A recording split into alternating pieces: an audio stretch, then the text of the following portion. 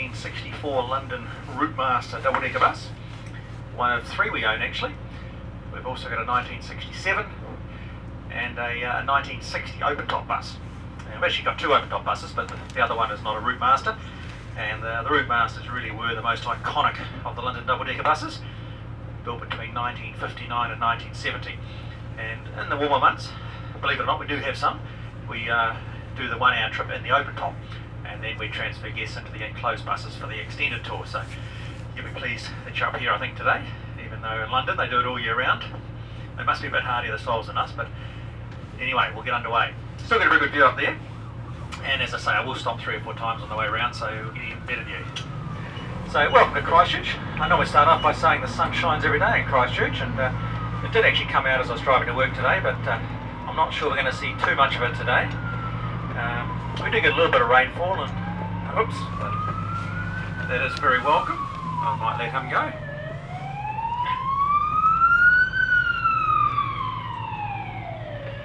His need is greater than mine. So we do get a little bit of rainfall, and it's very welcome because we are known as the Garden City. We have about 800 parks and gardens throughout the city. We're also known as the most English city outside of England in the world. Now that all came about because way back in 1850, 4 ships arrived from England carrying 773 settlers. Now it was an Anglican initiated settlement, a church settlement, and there was some criteria that you had to meet to get on those first 4 ships. For a start, you had to date back to 2004, and no doubt you've heard all about our earthquakes. I won't dwell on them, but we have had a series of earthquakes beginning way back in September 2010. The worst, most damaging one was the 22nd of February. Glass shape. It's not easy to make glass out of anything other than square, but they've done a very good job there. I'm just glad I don't need to clean the glass. But so glass we use quite extensively, as will steel. And because of that earthquake in 2011, we're losing 2/3 of those. So over 200 of those, and that's a real shame in my mind. The modern buildings you can rebuild, the heritage buildings is quite a different story. But there are some good news stories, so I'll tell you about those as we go around. There are about 50 or 60 buildings in Christchurch still to come down. There's one less now because just through the lights on the right here we have the old Central Police Station, and that was imploded about 5-6 weeks ago. And as you can see, there's not too much left. It was a 13-storey building, so it was the 6th highest building in Christchurch prior to the earthquake. So they will recycle over 90% of the material out of it to reinvigorate retail activity back into the inner city. Very difficult for the inner city retailers, as you can appreciate, and that really was an adrenaline shot in the arm, and very, very popular indeed. I think there are about 50 stores operating out of there now. Initially 29 started.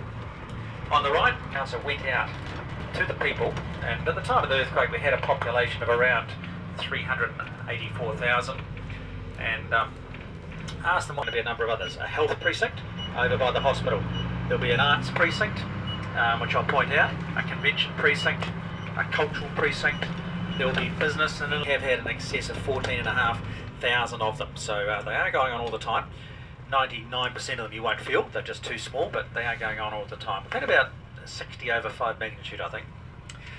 Over on the left you see a little bit of street art, and we are doing what we can to brighten the place up because it certainly does look like a building site.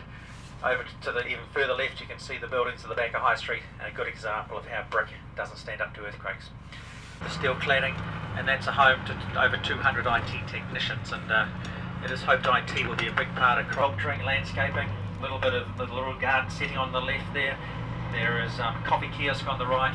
But the vast amount of the land has actually been put down as cheap car parking. All the car park buildings in Christchurch were damaged. I think they're all coming down. There's one over on the left which has got the netting around it. That's the old Litchfield Street car parks. On the other side, because the contractors were on a time penalty clause and they would suffer financial penalties if they didn't open on time, so they managed to get some of it opened, and they're just finishing off the side of it. But there are sort of lounges and the displays, and that's the Cornerstone retailer in the Cashel Mall, which runs away to our left.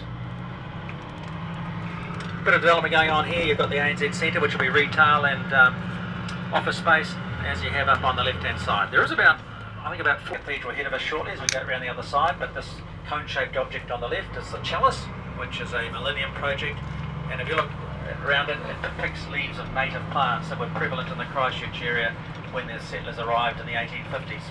On the right you've got the Millennium Hotel, We're not sure what's happening with that one. There are a few buildings in Christchurch that have a question mark over it. Holy Trinity Church, which dates back to 1870, and that is the oldest standing church in Christchurch. It is actually older.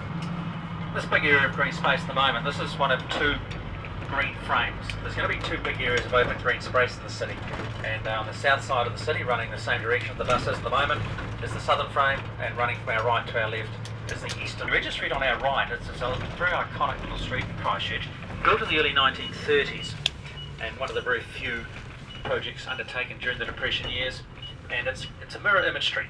Each side of the street is identical to the other. Now it's built in a Spanish mission style, and it's lovely, and it's been repaired, and the thing I really like about it is that it's a key or cornerstone theatre in the arts precinct, which is on our right.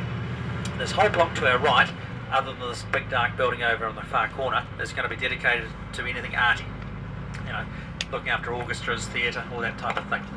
The big dark building is going to be our new Crown Plaza, over $400 million, and as you can see, the land's all being cleared away, but there hasn't no sign of anything starting construction-wise, and that's because there's just a little bit of difference in opinion between the government and the City Council.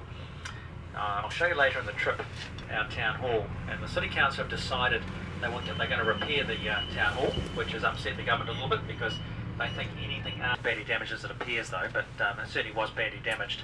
Now, there's two schools of thought. The Anglican Church, who own the building and the land, they're pretty adamant that it's unsafe, and they want to bring it down. Initially, they're going to drop it down. A bit more street art over to the left, and that building, that girl's face is painted on as Cathedral Junction, which is where the trams begin and finish their trips. Nice, warm, dry precinct. A couple of hotels associated with it, the Quest and 115. We had 39 inner city hotels prior to the earthquakes. The style of architecture they incorporated is called Gothic Revival, and many of the heritage buildings in Christchurch were built in that style, the cathedral included. But it's going to cost $7 million to repair that. The Heritage Trust have bought it, and the Anglican Church's transitional cathedral.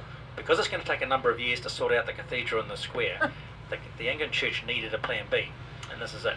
It's more really like plan HIJ, to be honest. I made a cardboard, reinforced with wood in the middle, but cardboard nonetheless, and there's 98 of them.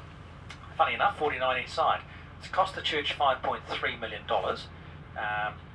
Seats about 700 people, and it should last them about 50 years if I look after them. Daylight hours, and you're very welcome to wander in there. It's quite a clever design actually. We're going to come back again past it. So of medium to short life expectancy in disaster-prone areas, and that's what your class is now, as a disaster-prone area. And he's very happy with what the church has done with his design, and he has actually haven't got the money. It's our money, and they haven't got it. I've got no capacity to borrow, so let's see what I can do. I normally stop and give you a look at this building on the left, which is the Catholic Cathedral, the Cathedral of the Blessed Sacrament. If I should just back up here, I might be able to get away to the town. There's also quite a large Catholic population as well, and they also wanted their own cathedral, and couldn't build in the middle of town, so had to build out here. But they got their own back. They built a particularly nice cathedral, a concrete wall building with Oamaru stone or limestone block on the southern hemisphere. There is a photo through the fence of how the cathedral looked prior to the earthquakes. Now, secretive really, I suppose is the word, about what they're going to do. They all the focus in Christchurch has been on the cathedral and the square, so the Catholic Church has been very happy to slip under the radar and let the Anglicans take all the heat on this one. And I mean, it's not easy getting information out of the stadium, the Cathedral of Sport.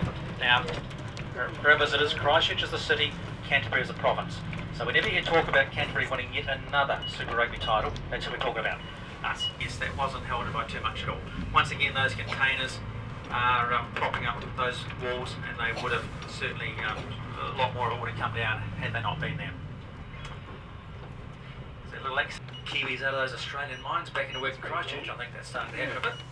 Targeting Asia, also Europe, particularly countries in Europe that have quite high unemployment.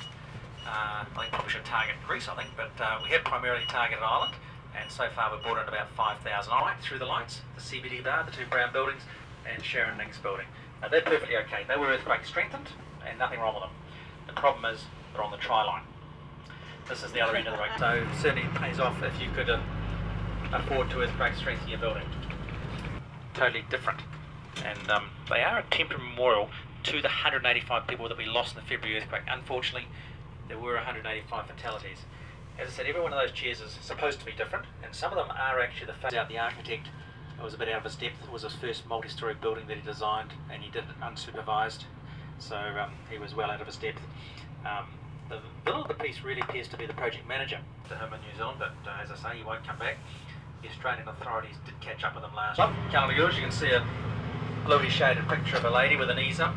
Now last year we had Prince William and his wife Kate visiting, and the council was a bit concerned that has come out of the Twin Towers in New York after 9/11.